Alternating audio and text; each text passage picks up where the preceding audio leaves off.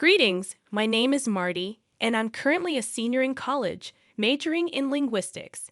My relationship with my parents has never been perfect. They were always okay, but their love and affection were lacking. I could have accepted it if that was just their way, but it stung because I knew they were capable of being loving and supportive parents, as proven by my adopted brother, Mason. They showered Mason with more affection and attention than they ever did with me, their biological son. Don't get me wrong, I believe in giving an orphan child a loving home, but it's hard not to resent them for neglecting my emotional needs. Our differences became unbearable when I entered college. Mason was still in high school, while I had to fend for myself, covering my tuition and living expenses at the mere age of 18. Facing substantial financial challenges, I reluctantly approached my parents for help, hoping for some support. However, they coldly refused, claiming I was old enough to provide for myself. They argued that their responsibility was to make me self-sufficient, having already cared for me until high school. It felt like they had abandoned me, treating me like a mere foster child and tossing me aside when I came of age. I worked 2 jobs, struggled through my courses, and even resorted to ghostwriting and teaching language classes to make ends meet. I fought hard, but it was a constant battle. My dream was to survive until graduation, after which I planned to secure a full-time job and pause my education until I could afford it. Meanwhile, back at home, Mason lived a life of luxury. Every holiday, he received extravagant gifts, including a car, something I had begged my parents for but was denied. I saved every penny for my tuition, while he enjoyed their financial backing without a worry in the world. This year, as Mason prepared for college, my parents not only paid his tuition, but also covered all his expenses, from his dorm to his car's insurance. The disparity between their treatment of us was a harsh blow. I couldn't bear it any longer. Borrowing a friend's car, I drove home, finding their nonchalant attitude about the situation infuriating. When I unexpectedly appeared, my mother feigned concern, but it was too little, too late. The resentment I felt towards my parents and the unfairness of their actions had reached its breaking point. I could have mistaken my mother's expression for concern, but it wasn't Thanksgiving or Christmas, and she had made it clear that those were the only times I was welcome in their home. I couldn't help but confront them, asking why they were supporting Mason financially, especially after essentially abandoning me when I started college. My dad grew tense but explained that Mason's major was in music, a difficult field to find stable work in initially. They felt compelled to assist him. I had worked odd jobs and waited tables to put food on my table, majoring in linguistics. Their excuse felt hollow. That night, I told my parents that they needn't worry about setting another plate for me. They could give everything to the son they loved more. Walking away, I was crushed, unable to comprehend why they never loved me. My resentment towards Mason grew. I recalled moments when my parents had showered me with attention, taking me out to play, and my mom cooking my favorite breakfast. Then they brought Mason home, and my life changed. I resented them for adopting an orphan boy and leaving me to fend for myself. After struggling through college and years of hard work, I finally achieved the financial stability I craved. I graduated, got a car, paid my rent in advance, and saved some money. Life was tough, but it was finally good. Karma was cruel, but it also had a way of balancing things out. 3 years later, Mason called me in the middle of the night, begging me to pick him up from California while I lived in Chicago. Reluctantly, I agreed, sensing fear and sickness in his voice. When I arrived, I found him in a pitiful state, unkempt, soaked from the rain, and his eyes bloodshot. As he hugged me and began crying, I knew what was coming. He was begging for money, despite my hatred for him. His desperation almost evoked pity, but I steeled myself against it. I asked him to explain his homeless situation, but all he did was plead for money, claiming he owed it to someone who would kill him if he didn't repay. I had neither the time nor the money for this, but he was still my brother. I couldn't just abandon him. We grew up together. I had known him since he was just 3 months old. Despite my frustration, I decided to take him to my place, hoping we could discuss his situation there. He fell asleep within 15 minutes of the drive. I ended up driving him to my parents' house. The journey took about 40 minutes from Chicago. I felt it was necessary for my parents to see the result of all the money they had poured into Mason. Perhaps it was a move of both concern and retribution, but deep down, I knew I was wrong too. Upon my arrival at my parents' house around 2 in the morning, I was nervous. The last time I had spoken to them was when I confronted them about their parenting. Since then, there had been silence. Even my mother, who lived less than an hour away, never bothered to visit or check on me. But now they could see the consequences of their choices. I rang the doorbell, and it took 15 minutes for my parents to come downstairs, dressed in their robes. They glanced at me, then at Mason, who was barely aware of his surroundings. Surprise flickered in their eyes, not for Mason's state, but for my unexpected presence. They were aware of Mason's struggles with drugs. I brought Mason inside, laying him on the living room couch, and then explained the situation to both of them. They looked pained. I was about to leave when my mother stopped me, insisting I stay for some coffee. Despite the palpable tension, I decided to stay, compelled by a desire to understand the complexities of the situation with Mason. We sat at the kitchen table, and my mom began explaining the situation. Apparently, Mason had dropped out of college, and a year later, he joined some trouble, or rather, trouble caught up with him. The authorities called Dad, informing him that Mason had damaged campus property and had to pay for it. My dad did pay, but he was deeply disappointed. He confronted Mason, urging him to come home and enroll in a community college, at least completing his education before finding work. However, Mason refused and tried to sever ties. Then, the worst happened. Some thugs came to our house, threatening my dad that they would harm Mason if their money wasn't returned. Dad paid them off, attempting to bring Mason home, but he fled. 2 days later, they found him in California, where he had fallen into drugs. My mother began to cry at this point, revealing that they had placed him in a rehab facility in California 4 months ago. That was the last time they had seen him before I brought him back home. I had no immediate solution to offer, so I left, but I can't deny that I felt a strange sense of relief when both my parents hugged me and invited me to dinner this Thanksgiving. I wondered if I was wrong for feeling a twisted sense of joy over my brother's downfall. Not the whole. I wouldn't even blame your brother.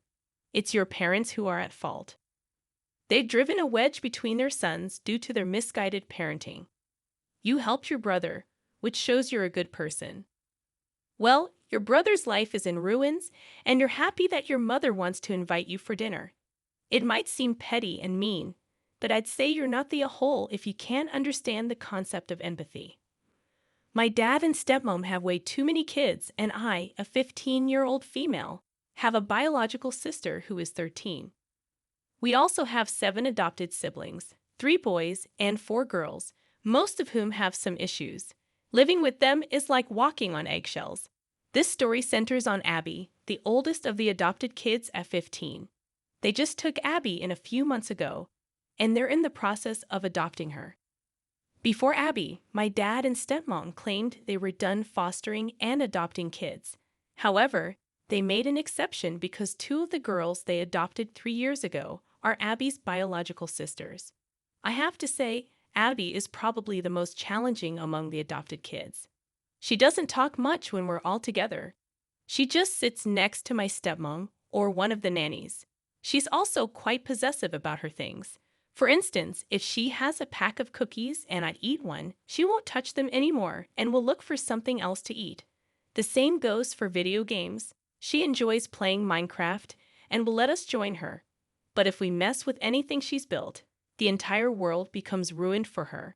To address her eating habits, my dad and stepmom put a snack bar in Abby's room because there are days when she won't leave her room and sometimes won't allow anyone in.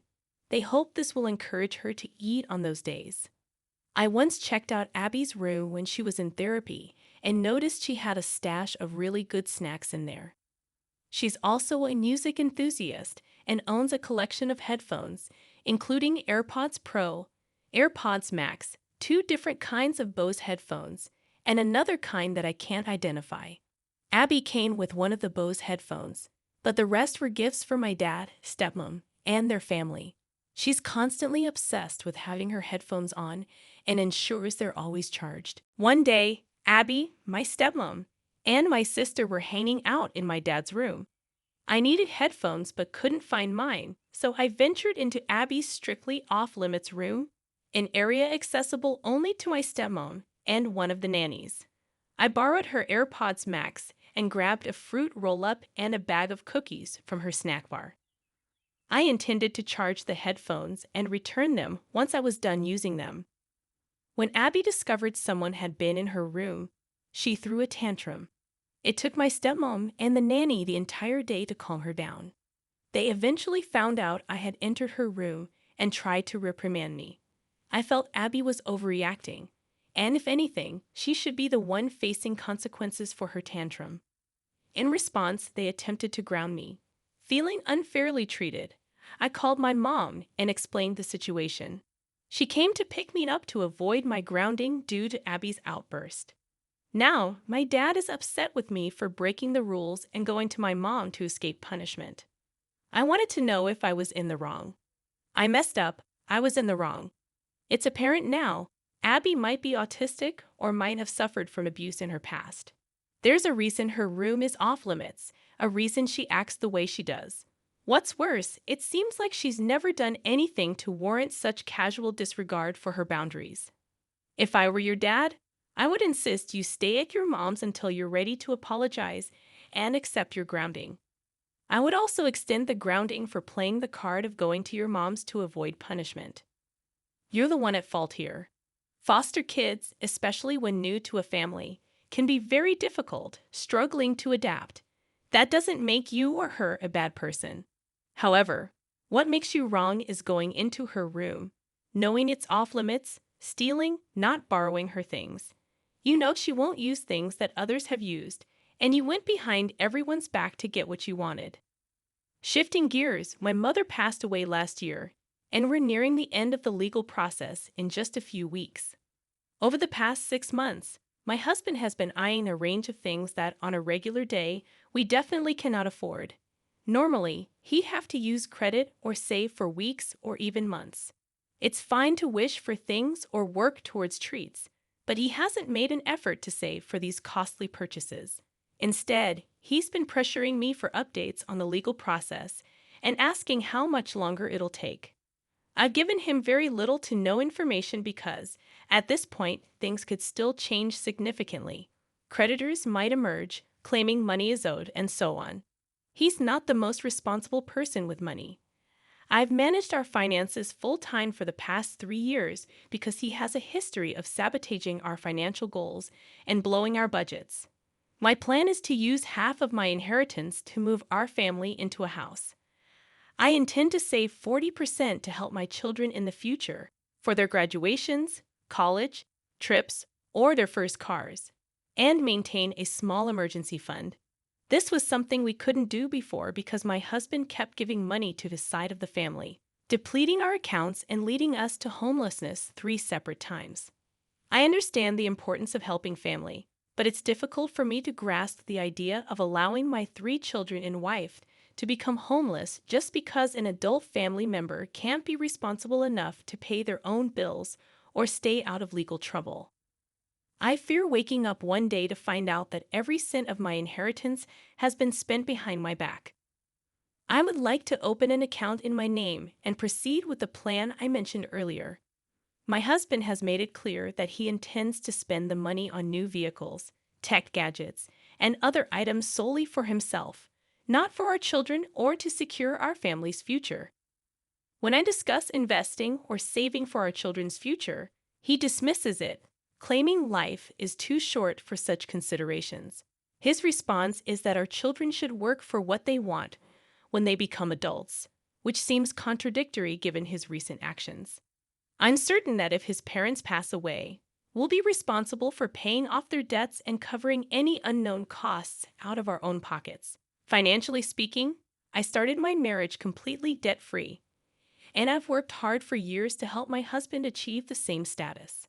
However, in the past decade, he has paid off his parents' credit card and IRS debts. They live paycheck to paycheck and believe saving money is pointless. I'm not sure if I'm making the right choice, but I simply want my children to experience the same happy and stress-free childhood I had. Am I in the wrong here? Not the whole.